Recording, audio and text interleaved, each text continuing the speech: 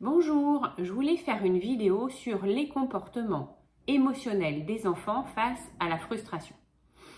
Un enfant à qui on va dire non, tu n'as pas de bonbons ou tu n'as pas de gâteau, on s'en fiche, non, tu ne peux pas courir dans la maison hurlant quand ton petit frère ou ta petite sœur fait la sieste, voilà, n'importe quelle circonstance. L'enfant va exprimer son émotion à la hauteur de ce qu'il ressent. Donc ça peut être explosif, ça peut être très créatif, ça peut être très surprenant.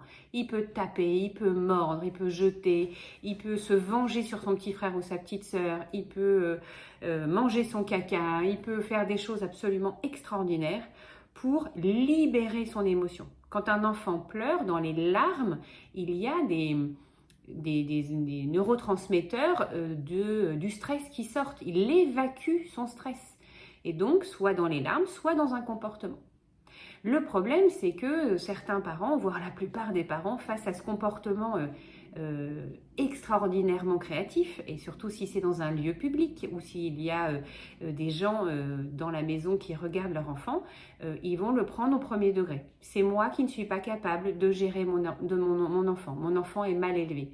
Ou il ne m'aime pas, ou il le fait contre moi, il le fait exprès pour me manipuler, ou pour m'énerver, ou pour me mettre en colère. Donc vraiment, il faut vraiment comprendre que c'est vraiment pas ça. Juste, l'enfant exprime très bruyamment une émotion. Il peut pousser son petit frère en haut de l'escalier parce qu'il en a marre, parce qu'il n'en peut plus. C'est pas pour le tuer, il le pousse, il n'en peut plus.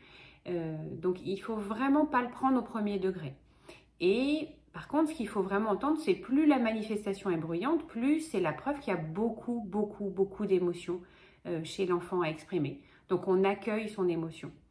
On lui dit, bah dis donc, pour que tu fasses ça, c'est vraiment que c'est très difficile pour toi. On accueille son émotion.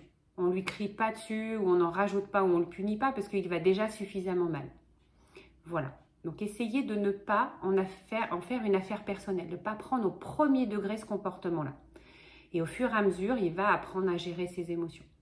Voilà, vraiment, prenez de la distance par rapport au comportement de vos enfants. Merci pour vous, vraiment.